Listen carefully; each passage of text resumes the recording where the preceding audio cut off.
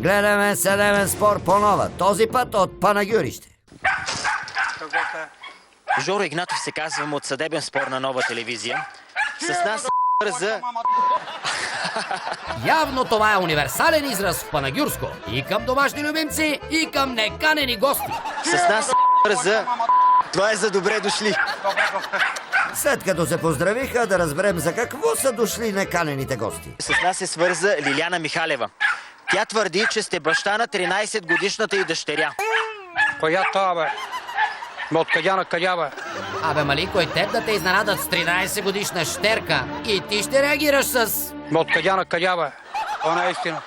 Откъдя на къдя? Откъдя на къдя? Ще разберем от ищцата Лиляна Михалева. Айде бе. На колко жени направи? Да не намеквате, че той е градския бик. Бе, откъдя на къдя, бе? Ти имаш лекъв в главата, бе. Михалева не се разбира от дума и Шопов решава да преведе местния израз Бе, откъдя на къдя, бе? на по-разбираем български. Ма от дек на дек, бе. След като и така не го разбра, панагюрския бик мина в атака. Айде бе. Кой те научи да вършиш тия работи, бе? Кой те научи, бе, да кой те мами? Посяк. Но Лиляна Мома е смела панагюрка и нищо не може да я оплаши. Да се биете. Не. А? Или да донеса голямата пръчка? А? Какво ще кажеш? Какво да кажеш? Той отговор е ясен. Ма откъдя на къдя, бе? Кой те научи, бе, да кой те мами? Никой не ме е научил. Нали ти направи детето? А документи има. Това е глава да такова, бе. Аз се познавам само така от такова, бе. От такова де, то от такова се е появило детето. Това дете не е мое, бе. И на кого е? Доктора, имам тук кръвта. Кръвта имам от доктора. След такива доказателства, на Шопов не му остава друго, освен да приеме истината. То ударя. А? Ненчо, какво ли означава мющерия? Не знам, малинко, ама каквото и да значи, Лиляна знае как да защити мющерията си. Знаме да се боксирам, чули? Чухме, ако не се намеси Жоро Игнатов, на панагюрския бик му е спукана работа. То не е говедо това. Преди да изгоните, сте правили секс.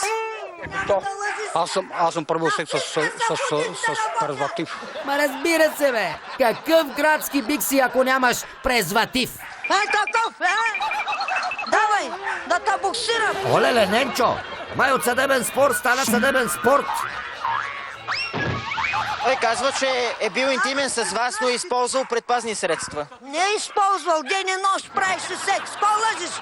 Лиляна дори не подозира каква реклама му направи. Ха-ха-ха, не дей с мяч. Мръснико. Ма що искаш ти, бе? Фанова ма за мистория тук. Да, малинко, ама това не изстигна и реши да разкрие още пикантерии от бохемския живот на Шопов. Ох, кучо. Стриптиз правиш, така си малко. Стриптиз прави по долни гащи. На цветчета, чули? Ще помня преди колко години.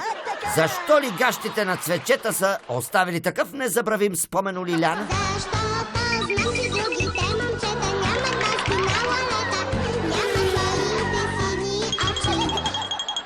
Явно времето не може да изтрие спомените на Лиляна Мома за принца на нейните мечти. Даже имаш и голямо куче тук. Голямо куче имаш и ти, едно черно куче. Няма да лъжиш, аз помня всичко. Спомените са си спомени, Ненчо, но каквото и да ти говорят, да знаеш, че става дума за пари. Колко пари искате? 30 000 лева да ми даде. Това за 16 години. Аха, Ненчо, сега разбрах какво означава мющерия. 30 000 лева. Мющерията на Лиляна е по-скъпа и от панагюрската луканка. Лиляна не е случайна жена. От банки разбирам, от почти, от всичко разбирам. Ясно ли ти е тапана? Спират. Ясно ни е!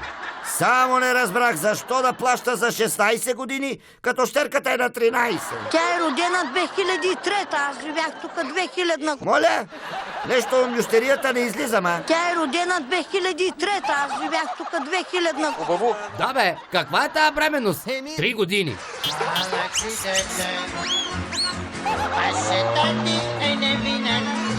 Май Шопов е невинен, а бащата не се знае кой е. Как няма да знам? Ти знаеш какви книги имам у дома? Книга на бизнесмена имам. Предлагам на Лиляна да си изчисли правилно мющерията. В противен случай отговорът на градския бик ще остане... Ма откъдя на къдя, бе?